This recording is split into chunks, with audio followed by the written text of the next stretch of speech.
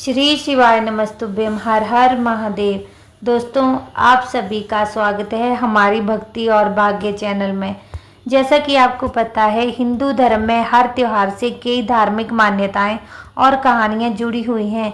दीपावली को लेकर पौराणिक कथाएं प्रचलित हैं। कार्तिक अमावस्या के दिन भगवान श्री रामचंद्र 14 वर्ष के वनवास को काटकर और लंकापति रावण का नाश करके अयोध्या लौटे थे। उसी दिन से दीपावली का त्योहार बड़े हर्षोल्लास से मनाया जाता है। सबसे पहले हमें पता होना चाहिए दीपावली व्रत क्या है। इस दिन घरों में तरह तरह के पकवान बनते हैं और लक्ष्मी जी की पूजा की जाती है। बहुत कम लोग जानते हैं कि दीपावली पर व्रत भी रखा जाता है। यह व्रत खासकर महिलाओं द्वारा रखा जाता है। इस दिन महिलाएं सूर्योदय से पहले उठकर स्नान आदि करके साफ कपड़े पहन के माता की आराधना करती हैं। दीपावली के दिन किसकी पूजा करनी चाहिए, इस बात का भी हमें पता होना चाहिए। दीपावली के दिन शुभ मुहूर्त में माँ लक्ष्मी, भगवान गणेश के साथ धन के देवता कुबेर की भी पूजा की जाती है। दीपावली पर कई लोग व्रत भी रखते हैं। कोई भी व्रत पूजा और कथा के बिना अधूरी मानी जाती है। अब हम आगे जानेंगे दीपावली व्रत की कथा क्या होती है। एक बार की बात है, एक जंगल में एक साहूकार रहता था जिसकी बेटी प्रतिदिन पीपल के पेड़ पर जल चढ़ाती थी। जिस पीपल के पेड़ पर वो जल चढ़ाती थी उस पर माँ लक्ष्मी का वास था। एक दिन माँ लक्ष्मी ने साहूकार की बेटी से कहा, मैं तुमसे मित्रता करना चाहती हूँ। ये सुनकर साहूकार की बेटी ने कहा, मैं अपने पिताजी से पूछकर बताऊंगी। बाद में साहूकार की बेटी अपने पिता के पास गई और उसने सारी बात अपने पिता को बता डाली। दूसरे दिन साहूकार की बेटी ने माँ लक्ष्मी से दोस्ती करने के लिए हाँ कर दी।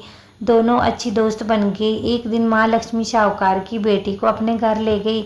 माँ लक्ष्मी ने साहूकार की बेटी का खूब स्वागत किया। उन्होंने उसे कई प्रकार के भोजन खिलाए।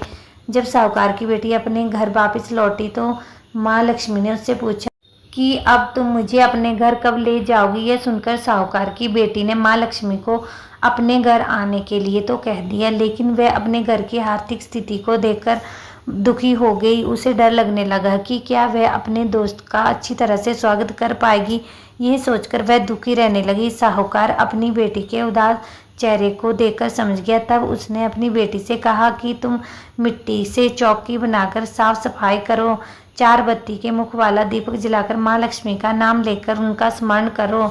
पिता की यह बात सुनकर उसने वैसे ही किया। उसी समय एक चील किसी रानी का नौलखा हार लेकर उड़ रही थी। अचानक वो हार साहूकार की बेटी के सामने आकर गिर गया। तब साहूकार की बेटी ने जल्दी से उसे बेचकर भोजन की तैयारी शुरू की।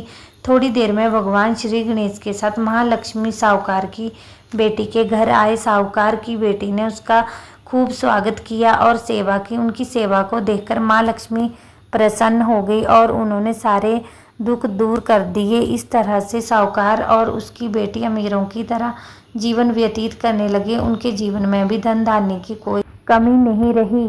दोस्तों, आपको हमारे द्वारा बताई गई जानकारी कैसी लगी? लाइक, शेयर और सब्सक्राइब कीजिएगा।